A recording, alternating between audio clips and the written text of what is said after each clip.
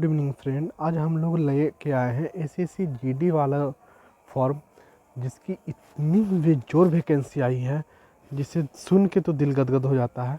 तो सरकारी रिजल्ट.com पे हम सब जाएंगे और सबसे अभी तो लेटेस्ट जॉब में ऊपर वाला कॉलम आ रहा है एसएससी जीडी 2022, उस पर जाके क्लिक करेंगे। जैसे ही क्लिक करेंगे तो उसके सरकारी रिजल्ट.com के होम वेबसाइट पे हम सब चले जाएंगे और वहाँ पे जाने के बाद देखो सबसे पहला ही है, और इससे ओपन होने के बाद आप जैसे ही ऊपर वाले कॉलम को पढ़ोगे तो वहाँ साफ साफ लिखा हुआ है ACC constable GD requirement 2022 apply online 24369 post, 24,369 post.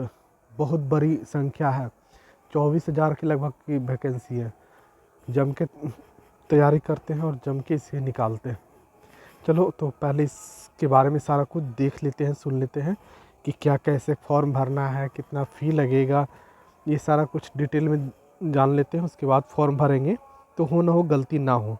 तो पहले चलो इसकी इम्पोर्टेंट नोटिस में जाते हैं कि ये बोल रहा है एसएससी कांस्टेबल जीडी इन बीएसएफ में, सीआईएसएफ में, ITBP, CRPF, NCB, SSF, Assam rifle exam 2022। और इन 6-7 है, इनमें आया है वैकेंसी और 27 अक्टूबर से लेकर 30 नवंबर तक का डेट है आपके पास। ये बोल रहा है कि नीचे सारा कुछ एज लिमिट, क्या आपका क्वालिफ़िकेशन होना चाहिए, ये सारा कुछ नीचे डाल दिया गया है। तो कोई बात नहीं, हम बारी बारी से बस सारे कॉन्सेप्ट सारे को देखते जा रहे हैं कि कैसे कैसे क्या मांग रहा है ये।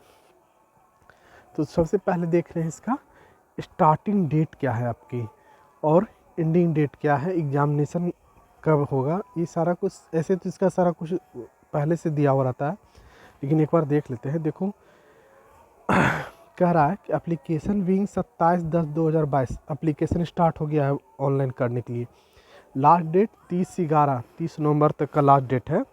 और कह रहा है पे फी लास्ट डेट, मैंने लास्ट डेट आप 1 दिसंबर तक ही भर सकते हैं। 30 तारीख तक का ऑनलाइन फॉर्म सबमिट कर सकते हैं, 1 तारीख को आप लास्ट पेमेंट सबमिट कर सकते हैं। अच्छा, एग्ज़ाम डेट जनवरी 2023 में ले रहा है। एडमिट कार्ड आपको एग्ज़ाम से पहले ही मिल जाएगा। कह रहा जनरल, ओबीसी, ईडब्ल्यूएस के लिए 100 रुपया, एससी एसटी के लिए 0, ऑल कैटेगरी फीमेल के लिए कोई फी ये नहीं ले रहे हैं। एसएससी का ये रूल है, फीमेल को नहीं लिया जाता है। चलो इसकी मिनिमम एज बता रहे हैं 18 ईयर्स और मैक्सिमम एज 23 ईयर्स। क्योंकि फोर्स की बहाली इसलिए मैक्सिमम एज थोड़ा कम रखते हैं। और जो रिलैक्सेशन लेना चाहते हैं वो ओबीसी, एससी, एसटी के अकॉर्डिंग आप अपना रिलैक्सेशन ले सकते हैं। अच्छा, किसमें कितनी पोस्ट आ रही है ये देख लेते हैं। फर्स्ट है बीएसएफ 10,497, सीआईएसएफ 100, सीआरपीएफ 8911। अच्छा, इसकी एलिजिबिलिटी बता रहे हैं class 10 high school examine any recognition board in India. आप 10वीं की परीक्षा कहीं से भी किसी भी बोर्ड से मतलब रिकॉग्निशन होना चाहिए, पास हो सकते हैं। अच्छा, हम सब बता रहे थे एसएसबी के लिए 1284, आईटीबीपी के लिए 1613, एआर असम राइफल्स के लिए 1697, एसएसएफ सिक्योरिटी फोर्स के लिए 103 और एनसीबी नोकेटेशन कंट्रोल ब्यूरो 164। मतलब सबसे ज़्यादा वैकेंसी इसमें बीएसएफ में आई है। अप्रॉक्स 10,000 10,500 के अप्रॉक्स है। उसके बाद आई है सीआरपीएफ में। तो दोनों अच्छी पोस्ट है, दोनों में बम्पर आप कमा सकते हैं, दोनों में अच्छी सैलरी आपको मिलेगी। थोड़ी जॉब डिफ़िकल्ट है बट सैलरी अच्छी है। उसके बाद ये बता रहे हैं कि मेल के लिए कितनी सीट है, फीमेल के लिए कितनी सीट है, EWS, OBC, general, SC ST, इन सब का पार्ट बाय पार्ट करके ये बता रहे हैं। तो इसको एक बार देख लेना। उसके बाद इसके नीचे हम लोग जाएंगे कि अब ये फॉर्म भराएगा कैसे, अप्लाई कैसे करना है, ये सारा कुछ नीचे डिटेल में हम सब देखते हैं। और मैं भर के भी बताऊंगा आपको कि फॉर्म कैसे भरें ताकि आपका एडमिट कार्ड आ जाए, कहीं से आप चूके नहीं। इसलिए वीडियो बनाना पड़ता है भाई। भरना तो सब जानते हैं, लेकिन किसी किसी का किसी थोड़ी थोड़ी सी चीज़ के लिए एडमिट कार्ड रुक जाता है। इसलिए बिना स्किप किए हुए वीडियो को देखना, और नहीं मैं तो कहूँगा थोड़ा सा रुक रुक के देखना, ताकि आपका रुके नहीं एडमिट कार्ड। अच्छा, इसका फिजिकल फिटनेस बता रहा है कि हाइट आपका 170 मीटर्स मेल जनरल के लिए, ओबीसी और एससी के लिए, और मेल एसटी के लिए है 162 162.5 सेंटीमीटर, फीमेल जनरल ओबीसी के लिए 157 और फीमेल एसटी के लिए 150। चेस्ट 80 से 85 मेल के लिए, उसके बाद एसटी के लिए 76 से 80, फीमेल के लिए चेस्ट तो हो अलग ही है। उसके बाद रनिंग है मेल के लिए 5 किलोमीटर इन 24 मिनट्स, 24 मिनट में 5 किलोमीटर। एसटी के लिए 5 किलोमीटर भी उतना ही है। अच्छा, फीमेल के लिए है 1.6 किलोमीटर इन 8.5 मिनट्स, और एसटी के लिए वही है। रनिंग में रिलैक्सेशन नहीं मिला है, बट और सारी चीज़ों में मिला है इनका। हाइट में आप रिलैक्सेशन मिला है मेल एसटी को, फीमेल एसटी को। चेस्ट में मेल जनरल ओबीसी और एसटी को मिला है। ये तो फिजिकल का बात हो गया कि फिजिकल इतना होना चाहिए। हाइट भी ज़्यादा नहीं है, ठीक ही है, हम लोग इसके रिक्वायर कर सकते हैं। अच्छा, इसको क्या क्या ज़रूरत पड़ेगा, तो ये बता रहे हैं कि एलिजिबिलिटी आईडी प्रूफ होना चाहिए, एड्रेस डिटेल, बेसिक डिटेल। अच्छा, रेडी स्कैन डॉक्यूमेंट्स में बोल रहा है photo, signature, ID proof, etc. ये कह रहा है कि भरने से पहले सारा कुछ पहले चेक कर लीजिए। उसके बाद कह रहा है if candidate required to paying the application fee must submit. आपको एप्लीकेशन फ़ीस सबमिट करना ही करना है, तभी आपका फॉर्म कंप्लीट होगा।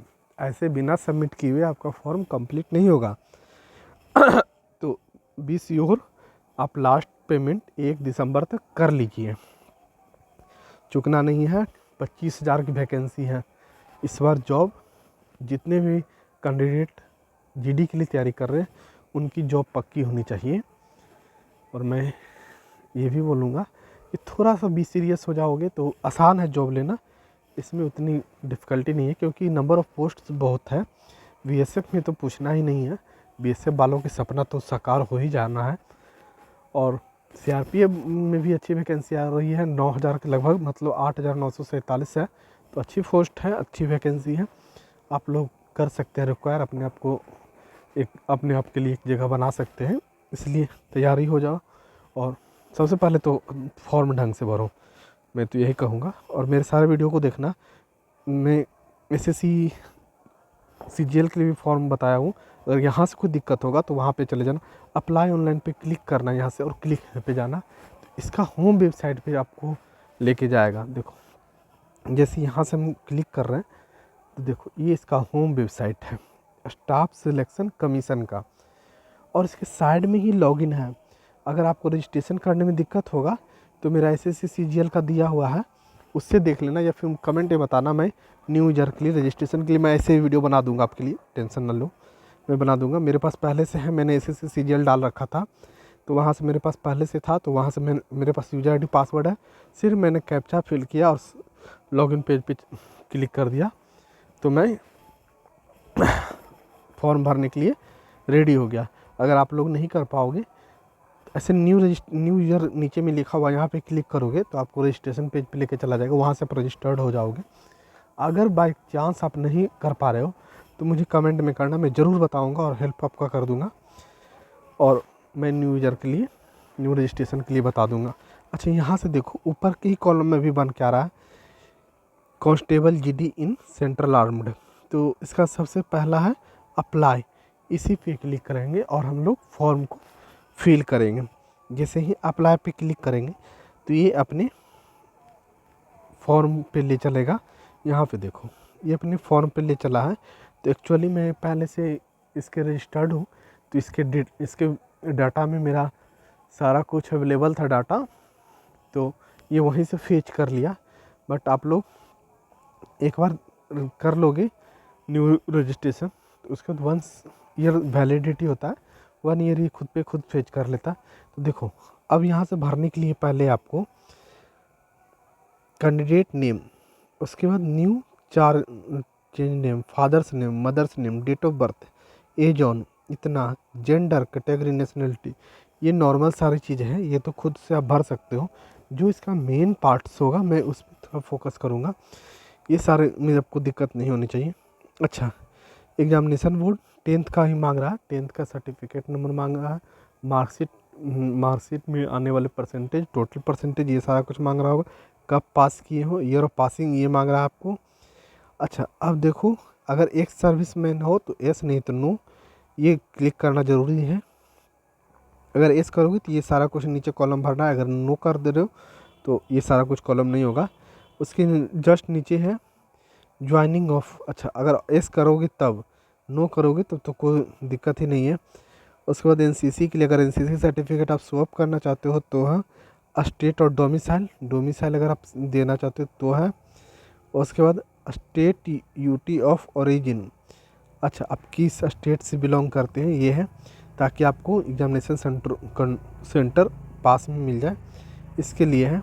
अच्छा, ये सारा कुछ आपके लिए नहीं है, अब ये सारा कुछ सर्विसमैन वालों के लिए है। अगर आप वो सर्विसमैन में है तो देखो यहाँ पे लिखा candidate belong to military naval affiliated district. अच्छा, ये सारा लोग जो जो जॉब में है उन्हीं के लिए है। तो ये सारा कुछ आपको फिल नहीं करना है, आप नो कर दोगे तो ये सारा कुछ ऑटोमेटिक फिल होके आ जाएगा। उसके बाद जैसे ही हम लोग नीचे आएंगे तो कुछ डिटेल्स भरने के लिए है।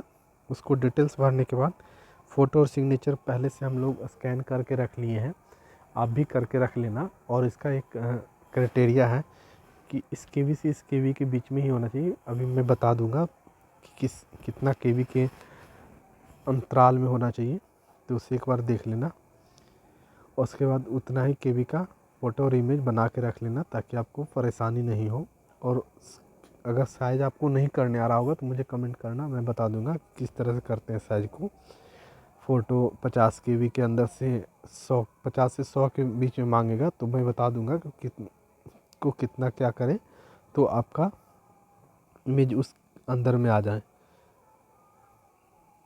अच्छा, ये एक सर्विसमैन वाला था, वो सारा कुछ अगर हो तो मैं बोल रहा हूँ बार बार, अगर हो तो भरना, नहीं तो नो करके निकलते चल जाना, नीचे आ जाना। ये सारा कुछ फिल करने की ज़रूरत आपको नहीं पड़ेगी। अच्छा, एज रिलैक्सेशन अगर चाहते हो तो है, नहीं तो एस, नहीं तो नो। अगर वो भी CST के साथ आप एज रिलैक्सेशन चाहते हो, एज में छूट चाहते हो तो एस करना, नहीं तो नो करना और आगे बढ़ जाना। उसके बाद आर यू नेशनल कैडेट, अच्छा एनसीसी के लिए पूछ रहे हैं, अगर आप नेशनल कैडेट कोर हैं तो एस करो, नहीं तो नो। अगर एस कर रहे हो तो आपको एनसीसी सर्टिफिकेट साथ में रखना होगा, उसमें सारा डिटेल्स उसका यहाँ पे फिल करना होगा। अगर कर रहे हो तो, और नहीं कर रहे हो तो कोई बात नहीं। अच्छा, ये एग्ज़ाम सेंटर आपको चूज करने के लिए है। आप अगर पहले तो ऊपर आपसे पूछेगा एग्जामिनेशन सेंटर, अच्छा आसपास में, अगर आप पटना चूज कर रहे हो तो उसके आसपास में के ही में ऑप्शन देगा। तो इस तरह आप एक बार इंश्योर हो जाना कि आपको कहाँ सेंटर लेना है, और फर्स्ट ऑप्शन उसी को डालना, ताकि उसी के अकॉर्डिंग आपको ये सेंटर फिर से दे कि ये चुन सकते हो, आपको ये प्रोवाइड करता है कुछ उसी के अकॉर्डिंग। तो एक बार बेस इंश्योर हो जाना कि फर्स्ट जो दे रहे हैं उसी के आसपास का देगा। उसके बाद स्टेट चुनने के लिए डोमिसाइल आपका कहाँ का है उसके लिए है। तो मेरा बिहार का है, तो मैंने डोमिसाइल बिहार में डाल दिया। अच्छा, कंफर्म करने के लिए पूछ रहा है कि आप कंफर्म हो ना, तो हाँ मैं तो कंफर्म हूँ, इस कारण वही डाल दिया। उसके बाद अगर, अच्छा उसके बाद नीचे आ रहे हैं हम लोग, नीचे क्या पूछ रहा है 20.20.1 में अच्छा माइग्रेटेड हो तो ये फिल करना, नहीं तो नहीं फिल करना है। ये सारा कुछ माइग्रेटेड के लिए है, इससे हमको फिल नहीं करना है आपको। अच्छा, हाईएस्ट ऑफ क्वालिफ़िकेशन नीचे फिल करने के लिए है। हाईएस्ट एजुकेशन क्वालिफ़िकेशन आपका हाईएस्ट डालना है। मिनिमम तो इनका 10th का है ही, अगर हाईएस्ट आप कुछ डालना चाहते हो तो डालो, नहीं तो कोई बात नहीं। अच्छा, अगर डालना चाहते हो तो इनका सारा डिटेल्स यहाँ आपको भरना होगा। स्टेटस, पासिंग ईयर्स, किस बोर्ड से किए हैं, name of board, roll number, percentage, CGP, ये सारा कुछ फिल करना है। उसके बाद एड्रेस फिल करना है। यहाँ पे देखो, यहाँ पे आपको इमेज डालना है। तो ये तो बता दिया कि इस डायमेंशन कौन चाहिए, 3.5 सेंटीमीटर से 4.5 सेंटीमीटर का। और ये केबी बता दिए हैं कि 20 केबी से 50 केबी के बीच में होना चाहिए। ये सारा कुछ देख लेना और उसी के अकॉर्डिंग अपने पिक को कर लेना, ताकि आपको यहाँ से परेशानी नहीं हो। उसके बाद आई एग्री करके कैप्चा डाल देना। अब आपका फॉर्म हो जाएगा कंप्लीट। और पेमेंट के लिए मैं दूसरा नेक्स्ट वीडियो में आपको बता दूंगा। तब तक के लिए thank you, bye, good night. Please like and subscribe कर दो मेरे चैनल को, ताकि पेमेंट और न्यू रजिस्ट्रेशन के बारे में मैं बता दूं आपको। Thank you.